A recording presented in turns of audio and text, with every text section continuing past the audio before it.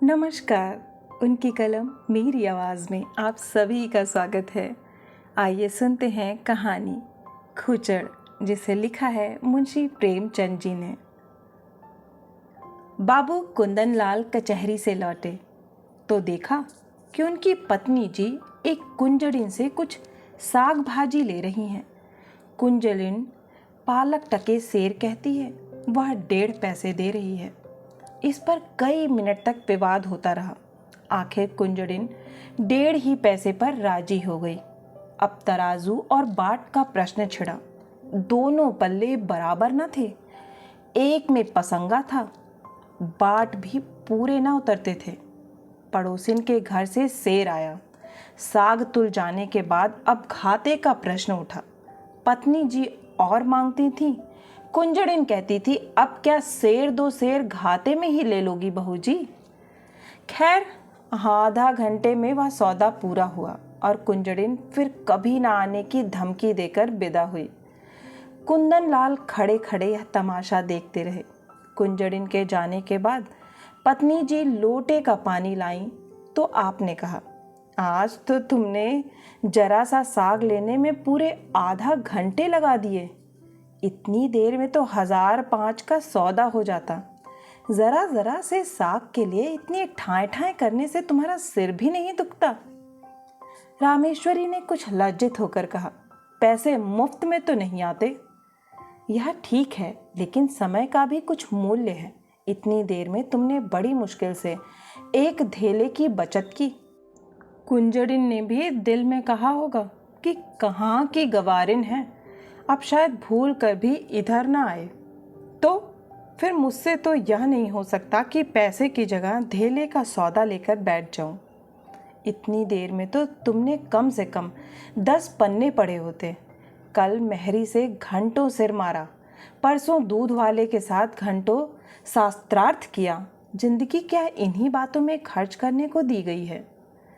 कुंदन लाल प्रायः नित्य ही पत्नी को सदुपदेश देते रहते थे। यह उनका दूसरा विवाह था। रामेश्वरी को आए अभी 2 ही 3 महीने हुए थे।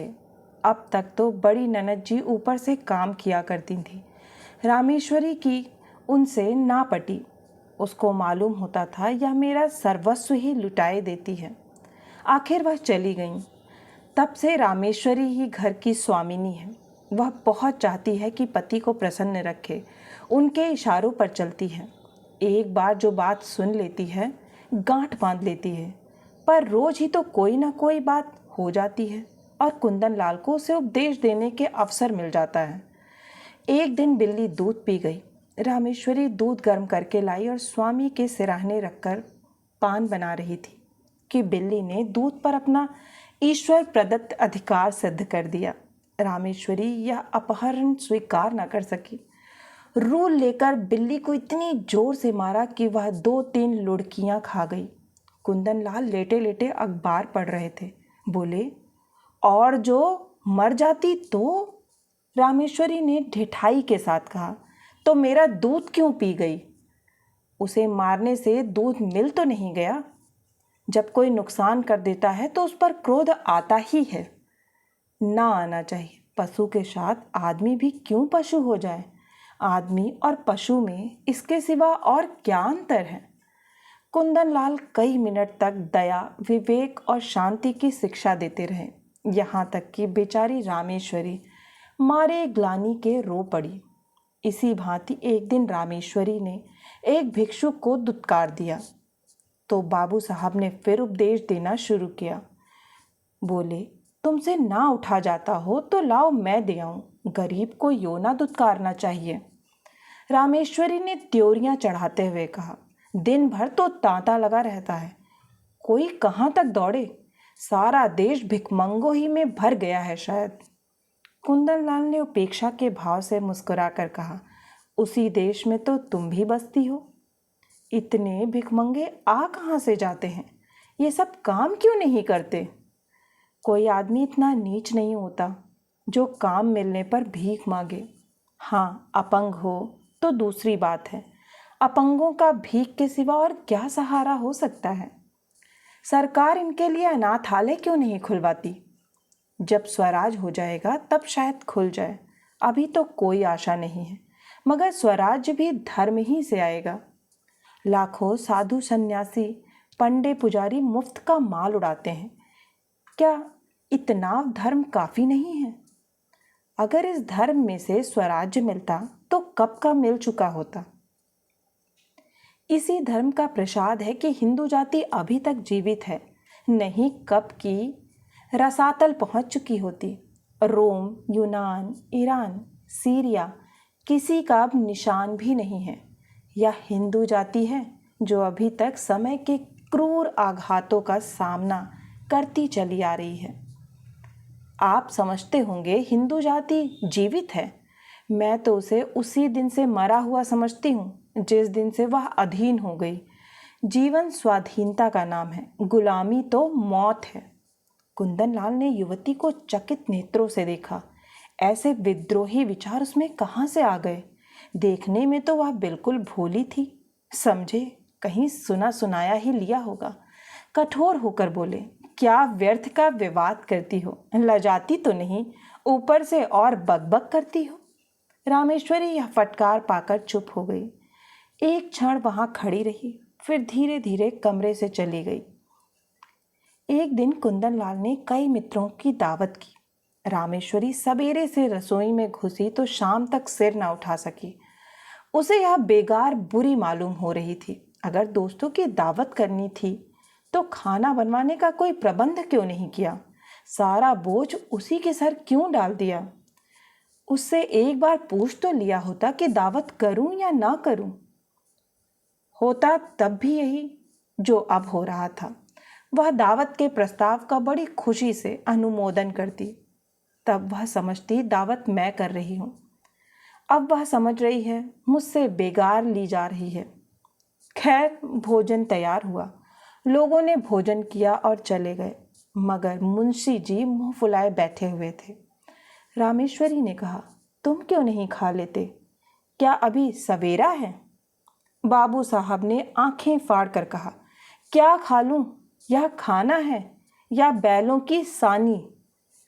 रामेश्वरी के सिर से पांव तक आग लग गई। सारा दिन चूल्हे के सामने जली। उसका यह पुरस्कार? बोली, मुझसे जैसा हो सका बनाया। जो बात अपने बस की नहीं है उसके लिए क्या करती? पूड़ियाँ सब सेवर हैं, होंगी। कचौड़ी में इतना नमक था कि किसी ने छुआ तक नहीं। होगा। हलवा अच्छी तरह भुना नहीं, कचाइयाँ आ रही थीं, आती होंगी। शोरबा इतना पतला था जैसे चाय। होगा। स्त्री का पहला धर्म यह है कि वह रसोई के काम में चतुर हो। फिर उपदेशों का तार बंधा, यहाँ तक कि रामेश्वरी ऊब कर चली गई। 5-6 महीने गुजर गए। एक दिन कुंदन लाल के एक दूर के संबंधी उनसे मिलने आए। रामेश्वरी को ज्यों ही उनकी खबर मिली, जलपान के लिए मिठाई भेजी और मेहरी से कहला भेजा, आज यहीं भोजन कीजिएगा। वह महाशय फूले न समाये, बोरिया बंधना लेकर पहुंच गए और डेरा डाल दिया। 1 हफ्ता गुजर गया। आप टलने का नाम भी नहीं लेते। आओ भगत में कोई कमी होती तो शायद उन्हें कुछ चिंता होती, पर रामेश्वरी उनके सेवा सत्कार में जी जान से लगी हुई थी। फिर वह भला क्यों हटने लगे? एक दिन कुंदन लाल ने कहा, तुमने यह बुरा रोग पाला। रामेश्वरी ने चौंक कर पूछा, कैसा रोग? इन्हें टहला क्यों नहीं देती? मेरा क्या बिगाड़ रहे हैं? कम से कम 10 की रोज चपत दे रहे हैं, और अगर यही खातिरदारी रही तो शायद जीते जी टलेंगे भी नहीं। मुझसे तो यह नहीं हो सकता कि कोई 2-4 दिन के लिए आ जाए तो उसके सिर हो जाऊं। जब तक उनकी इच्छा हो रहें। ऐसे मुफ्त खोरों का सत्कार करना पाप है। अगर तुमने इतना सिर न चढ़ाया होता तो अब तक लंबा हुआ होता। जब दिन में 3 बार भोजन और 50 बार पान मिलता है तो उसे कुत्ते ने काटा है जो अपने घर जाए। रोटी का चोर बनना तो अच्छा नहीं। कुपात्र और सुपात्र का विचार तो कर लेना चाहिए। ऐसे आलसियों को खिलाना पिलाना वास्तव में उन्हें जहर देना है। जहर से तो केवल प्राण निकल जाते हैं, यह खातिरदारी तो आत्मा का सर्वनाश कर देती है। अगर यह हजरत महीने भर भी यहाँ रह गए तो फिर ज़िंदगी भर के लिए बेकार हो जाएंगे। फिर इनसे कुछ ना होगा और इसका सारा दोष तुम्हारे सर होगा। तर्क का तांता बज गया, प्रमाणों की झड़ी लग गई। रामेश्वरी खिसिया कर चली गई। कुंदनलाल उससे कभी संतुष्ट भी हो सकते हैं, उनके उपदेशों की वर्षा कभी बंद भी हो सकती है। यह प्रश्न उसके मन में बार बार उठने लगा। एक दिन देहात से भैंस का ताज़ा घी लाए। इधर महीनों से बाजार का घी खाते खाते नाक में दम हो रहा था। रामेश्वरी ने उसे खौलाया, उसमें लौंग डाली और कड़ाह से निकालकर एक मटकी में रख दिया। उसकी सूंधी सूंधी सुगंध से सारा घर महक रहा था। मेहरी चौका बर्तन करने आई तो उसने चाहा कि मटकी चौके से उठाकर छींके या आले पर रख दे, पर संयोग की बात, उसने मटकी उठाई तो वह उसके हाथ से छूटकर गिर पड़ी। सारा घी बह गया। धमाका सुनकर रामेश्वरी दौड़ी तो मेहरी खड़ी रो रही थी और मटकी चूर चूर हो गई थी। तड़प कर बोली, मटकी कैसे टूट गई? मैं तेरी तलब से काट लूँगी। राम राम, सारा घी मिट्टी में मिला दिया? तेरी आंखें फूट गई थी क्या? या हाथों में दम नहीं था? इतनी दूर से मंगाया, इतनी मेहनत से गर्म किया, मगर एक बूंद भी गले के नीचे न गया। अब खड़ी बिसूर क्या रही है? जा अपना काम कर। मेहरी ने आंसू पोंछ कर कहा, बहू जी, अब तो चूक हो गई है। चाहे तलब काटो, चाहे जान मारो। मैंने तो सोचा उठाकर आले पे रख दूं तो चौका लगाऊं। क्या जानती थी कि भाग्य में यह लिखा है। ना जाने किसका मुंह देख कर उठी थी। रामेश्वरी, मैं कुछ नहीं जानती। सब रुपए तेरी तलब से वसूल कर लूँगी। 1 रुपया जुर्माना ना किया तो कहना। मेहरी, मर जाऊंगी सरकार, कहीं एक पैसे का ठिकाना नहीं है।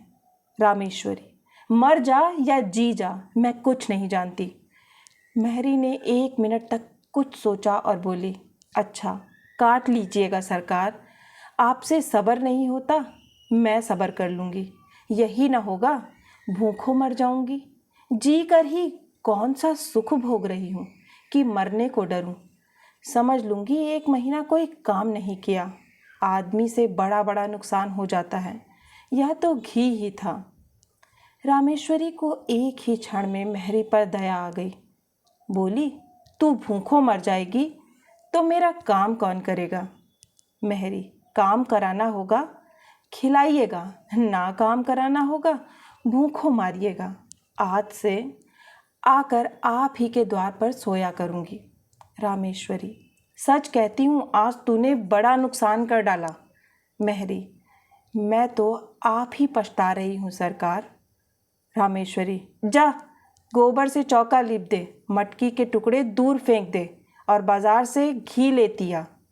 मेहरी ने खुश होकर चौका गोबर से लीपा और मटकी के टुकड़े बटोर रही थी कि कुंदनलाल आ गए और हांडी टूटी देखकर बोले, यह हांडी कैसे टूट गई? रामेश्वरी ने कहा। मेहरी उठाकर ऊपर रख रही थी, उसके हाथ से छूट पड़ी। कुंदनलाल ने चिल्लाकर कहा, तो सब घी बह गया? और क्या, कुछ बचा भी है? तुमने मेहरी से कुछ कहा नहीं? क्या कहती? उसने जानबूझकर तो गिरा नहीं दिया। यह नुकसान कौन उठाएगा? हम उठाएंगे, और कौन उठाएगा? अगर मेरे ही हाथ से छूट पड़ती तो क्या हाथ काट लेती? कुंदनलाल ने ओंठ चबाकर कहा, तुम्हारी कोई बात मेरी समझ में नहीं आती। जिसने नुकसान किया है उससे वसूल होना चाहिए, यही ईश्वरीय नियम है।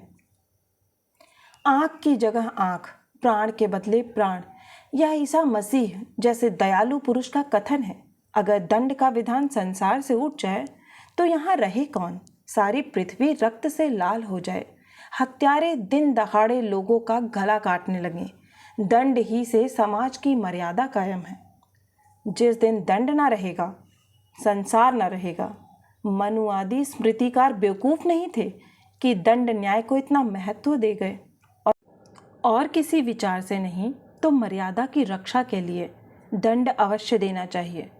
ये रुपए मेहरी को देने पड़ेंगे, उसकी मजूरी काटनी पड़ेगी, नहीं तो आज उसने घी का घड़ा लुढ़का दिया है, कल कोई और नुकसान कर देगी। रामेश्वरी ने डरते डरते कहा, मैंने तो उसे क्षमा कर दिया है। कुंदनलाल ने आंखें निकाल कर कहा, लेकिन मैं नहीं क्षमा कर सकता। मेहरी द्वार पर खड़ी यह विवाद सुन रही थी।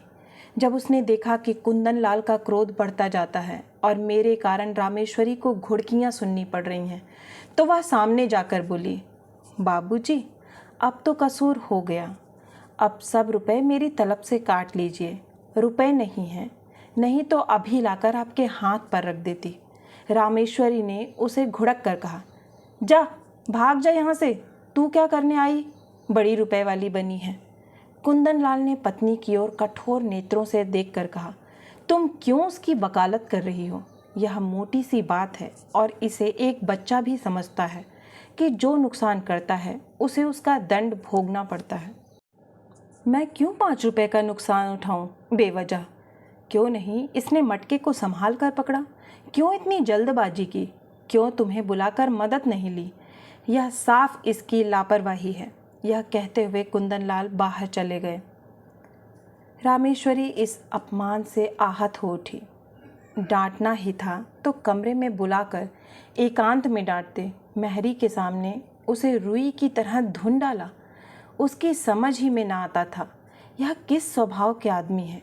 आज एक बात कहते हैं, कल उसी को काटते हैं, जैसे कोई झक्की आदमी हो। कहाँ तो दया और उदारता के अवतार बनते थे, कहाँ आज 5 रुपए के लिए प्राण देने लगे। बड़ा मज़ा आ जाए कल मेहरी बैठ रहे, कभी तो इनके मुख से प्रसन्नता का एक शब्द निकला हो। अब मुझे भी अपना स्वभाव बदलना पड़ेगा। यह सब मेरे सीधे होने का फल है। ज्यों-ज्यों मैं तरह देती हूँ, आप जामे से बाहर होते हैं। इसका इलाज यही है कि एक कहे तो 2 सुनाओ। आखिर कब तक और कहाँ तक सहूँ? कोई हद भी है? जब देखो डांट रहे हैं। जिसके मिजाज का कुछ पता ही ना हो, उसे कौन खुश रख सकता है? उस दिन जरा सा बिल्ली को मार दिया तो आप दया का उपदेश करने लगे। आज वह दया कहाँ गई? उनको ठीक करने का उपाय यही है कि समझ लूँ कोई कुत्ता भौंक रहा है। नहीं, ऐसा क्यों करूँ? अपने मन से कोई काम ही ना करूँ, जो या कहें वही करूँ। ना जौ भर कम, ना जौ भर ज़्यादा। जब इन्हें मेरा कोई काम पसंद ही नहीं आता, मुझे क्या कुत्ते ने काटा है जो बरबस अपनी टांग अड़ाऊं? बस यही ठीक है। वह रात भर इसी उधेड़ बुन में पड़ी रही। सवेरे कुंदनलाल नदी स्नान करने गए, लौटे तो 9 बज गए थे। घर में जाकर देखा तो चौका बर्तन ना हुआ था। प्राण सूख गए। पूछा, क्या मेहरी नहीं आई? रामे, नहीं। कुंदन, तो फिर? रामे, जो आपकी आज्ञा। कुंदन, यह तो बड़ी मुश्किल है। रामे, हाँ है तो। कुंदन, पड़ोस की मेहरी को क्यों ना बुला लिया? रामे, किसके हुक्म से बुलाती? अब हुक्म हुआ है, बुलाए लेती हूँ। कुंदन, आप बुलाओगी तो खाना कब बनेगा? 9 बज गए हैं और इतना तो तुम्हें अपनी अक्ल से काम लेना चाहिए था कि मेहरी नहीं आई तो पड़ोस वाली को बुला लें। रामे, अगर उस वक्त सरकार पूछते क्यों दूसरी मेहरी बुलाई तो क्या जवाब देती? अपनी अक्ल से काम लेना छोड़ दिया, अब तुम्हारी ही अक्ल से काम लूँगी। मैं यह नहीं चाहती कि कोई मुझे आंखें दिखाए। कुंदन, अच्छा तो इस वक्त क्या होगा? रामे, जो हुजूर का हुक्म हो। कुंदन, तुम मुझे बनाती हो? रामे, मेरी इतनी मजाल कि मैं आपको बनाऊं? मैं तो हुजूर की लौंडी हूँ, जो कहिए वह करूं। कुंदन, मैं तो जाता हूँ, तुम्हारा जो जी चाहे करो। रामे, जाइए, मेरे जी कुछ न चाहेगा और ना कुछ करूँगी। कुंदन, आखिर तुम क्या खाओगी? रामे, जो आप देंगे वही खा लूँगी। कुंदन, लाओ बाजार से पूड़ियाँ ला दूँ। रामेश्वरी रुपया निकाल लाई। कुंदनलाल पूड़ियाँ लाए। इस वक्त का काम चला। दफ्तर गए, लौटे तो देर हो गई थी। आते ही आते पूछा, मेहरी आई? रामे, नहीं। कुंदन, मैंने तो कहा था पड़ोस वाली को बुला लेना। रामे, बुलाया था, वह 5 रुपए मांगती है। कुंदन, तो 1 ही रुपए का फर्क था, क्यों नहीं रख लिया? रामे, मुझे यह हुक्म ना मिला था। मुझसे जवाब तलब होता कि 1 रुपया ज़्यादा क्यों दे दिया। खर्च की किफ़ायत पर उपदेश दिया जाने लगता तो क्या करती? कुंदन, तुम बिल्कुल मूर्ख हो। रामे, बिल्कुल। कुंदन, तो इस वक्त भी भोजन ना बनेगा? रामे, मजबूरी है।